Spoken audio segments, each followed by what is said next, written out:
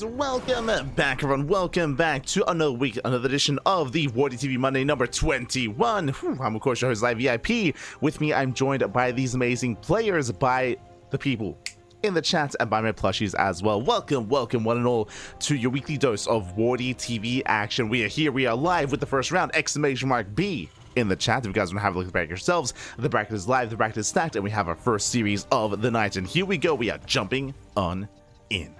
And spawning in the top left hand corner of Abyssal Reef, we have the red Terran player representing the Platinum Heroes. It is Nicoract.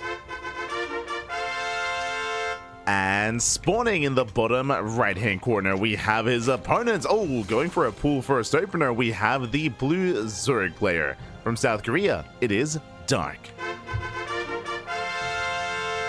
Here we go. Of course, if you were here last week, you would know that Nicoract, he is the Max Pack Slayer. He's the one and only player that did knock Max Packs out of the tournament in the early rounds as well. In the round 16, it was a very impressive result, very impressive very impressive upset, I would say. But how does he compare here against Zerg? We're here to find out. If you're in the chat, you know what time it is. It is Gamba time. Predictions are open. Place your bets on who you think will claim the series. And before I get ahead of myself, a big shout out to Sort of thank you so much to Sort of in the chat. Thank you so much for the raid. Hope you had a great stream. Hope you had a great ladder session. Hope you had a great time over on your channel. And welcome one and all to your weekly cast of the WardiTV Monday. Here we go. Again, Nicoract, he was able to pop off last week. Again, Nicoract, his best matchup is TVP. Give him any Protoss player and he can take maps, he can cause upsets. We've seen him go toe-to-toe with Hero. We've seen him bring down Max Packs as well. But now this is a different beast. He's an animal. He's going pool first into a fast Roach Warren. Oh boy, it's going to be a rush. We're going for a Roach Rush here from Dark. Initial links that do dip out. Nicoract, he confirms that the hatchery is late. He sees how delayed the hatchery is, so he knows that obviously it had to be an earlier spawning pool, but he doesn't know whether it's just a Link Flood, a Bane Bust, or a Roach Rush.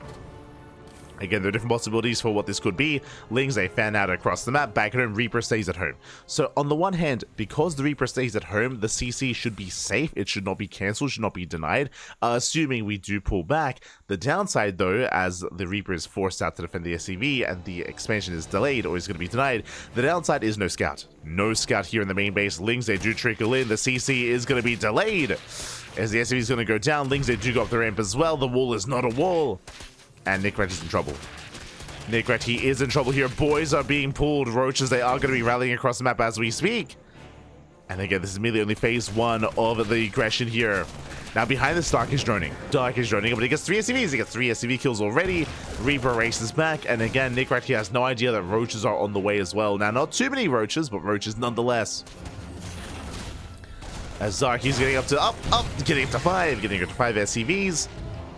4-6 Lings, a better trade here for Dark. Likewise, it's going to be 4 Roaches waddling up the ramp. Now, this is not an all-in, but it is designed to delay landing. Yeah, there it is. GG gets called. Dark just getting too much damage, and Dark will take a lead in the series. Whew. GG. Oh my god, a very fast game one here. Again, unfortunately, Nicoract, he was caught with his pants down. Nicoract, his SCV scout was denied. He was not able to confirm whether or not there were Roaches. Likewise, Reaper wasn't able to confirm either. Because that, he was just woefully underprepared across the map. He was caught with his pants down, and Dark takes the lead. And this is the power, this is the strength of Dark here. Dark, he can play macro, he can play standard, he can get into a longer game at times, but for the most part, Dark is hyper aggressive. I should say, he does like to mix in more aggressive builds, more aggressive styles, and he can be a difficult player to read. And we saw what happens when he's able to get away with that, when he's able to get away unscouted. So again, it's all about keeping eyes on Dark with what he's up to. We're now loading into game number 2. Let's go. Also, welcome all those in the chat. Shema, papi, Shema. ¿Qué tal? ¿Cómo estás? I see Means Horns as well. Oh. Hypostamus. ¿Qué tal? ¿Qué tal? So we are settling into game number 2. And spawning in the top right-hand corner of Frostline, we have the red Terran player representing the Platinum Heroes down in the series, and I'm hoping we can bring it back and make a series out of this. It is Nicoract. And spawning in the top, or in the bottom left-hand corner, we have the blue Zerg player. The blue Zerg from South Korea leading the series 1-0. It is Dark. And again, I'm hoping we can get a longer series out of this, but the pressure is now on Nicoract. Now, we are loading into a large map, but I mean, so was Abyssal, right? Abyssal Reef was also a large map. Thankfully, though, this time, hatch first. Hatch first here out of Dark. There's no early pull, there's no early gas, there's no early aggression. We're calming things down and settling into a standard game state, at least this time. Let's go, at least for now. Likewise, Nicoract across the map, just getting into his own opener, ranks into expand. I'm sure Nicoract is going to be a little more adept when it comes to scouting, when it comes to figuring out what exactly is going on. Remember last game, the big misstep was Nicoract. He dipped in with his ZvT scout. He saw how late the hatchery was, but he did not recheck the main, or he did not check the main base at all. This time, I'm sure he will. SV is sent out. Making his way across the map.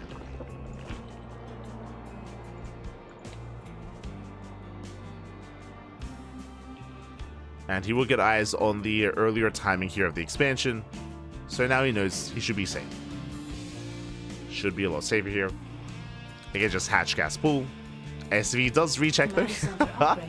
Again, this time, Nicoract, he wants to make sure. So he does confirm the timing of the spawning pool. And now he can head out. And I don't blame him. Don't blame him at all for double checking. Reaper's on the way, CC on location. This time it will not be disrupted. This time we can actually have a bit of a longer game here. We can actually have a back and forth. At least we can try to. As the Reaper has arrived, and gets across the map, is going to be threading the mineral line. Alas, Lings, they respond in time, and the dance has begun. Ideally, Dark doesn't want to lose a single Ling here. And so far, he pulls away. Kite's back. Queen has... Oh, God! Queen has arrived. One Ling goes down, so a nice little pick off here from Nicoract. Does get one Ling, but that's all he gets. From here, he's forced back. Dark is establishing his third. Third base on the way.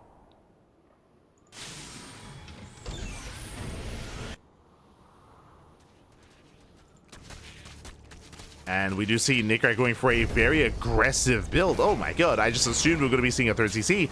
That is a starport before the third CC. Now we can actually talk about the players themselves. Nicoract, I did mention before that he is known for his TVP. He can defeat any Protoss player in the world. But when it comes to TVZ, he takes a very different approach. I mean, aggressive nonetheless. He's a very aggressive player against Protoss. Also very aggressive against Zerg. We have actually seen a lot of 2-base all-ins or even 3-base all-ins out of Nicoract in this matchup. And this is the beginning of that. It doesn't have to lead into an all-in, but for now, 1-1-1. Ooh, into a BC. That I was not expecting, but a very, very aggressive build here by Nicoract. Now, typically, the way that he approaches this BC build is, one, he will, of course, wait for the first BC, and the goal here is to break the Queens, is to break the defensive lines of Queens at the third, to bust on in. Before we get into that, the Lings, they do get across the map. They hit the mineral line. Mineral line under fire. Hellions out of position, and before we can make any BCs, the SCVs are going down. No, not like this so far. 3-4 SCV kills. One of the Hellions will pull away in time, but does go down. And thankfully, only 4 SCVs, but this will delay the economy. This will delay the setup. And we can't afford delays with an aggressive build like this. Remember, there's no third CC. There's no third CC. There's no greater economy behind this. It's all very crisp. It's all very well timed out, and it needs to hit hard.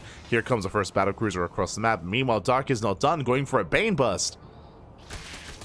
And Helios are rolling in. Helios getting caught out. And again, before we can get to the BCs, the game may just end. As kiting here on those Banelings. Ooh, big shots going up. 2 Hellions left, and more Banelings they waddle in. They will in to knock down that front door. Or to even head into the mineral line. Yeah, Hellions are surrounded. GG gets called. We don't get to experience the BCs. And Dark, he will clean up the game, clean up the series, and take the 2-0. GG.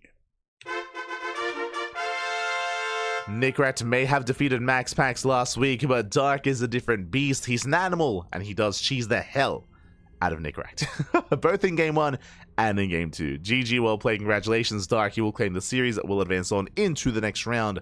My condolences to Nicoract. Again, Nicoract, he had an amazing performance last week, but different matchup, different setup here, different kind of player. Max Pack a little more standard, Dark a little more aggressive, and Nicoract, he was just denied playing StarCraft the entire series. Game 1, he got killed by the initial Roach Rush. Game 2, the main bust. Like, we never really got to see the builds of Nicoract. He never really got into his own setup here, so my heart goes out to Nicoract. Hopefully we can see more of him in the coming week, of course, as we have, this is the start of the week and there's still plenty more weeklies, plenty more open cups ahead of us. Regardless, GG will play, Dark will advance on, and the question becomes, does Dark have an opponent? I'd be shocked if he does, as we're still pretty early on in the tournament. It was a fast series. It was a very fast series. Let's find out together. Exclamation mark B in the chat if you guys want to have a look back yourselves. We have some catching up to do.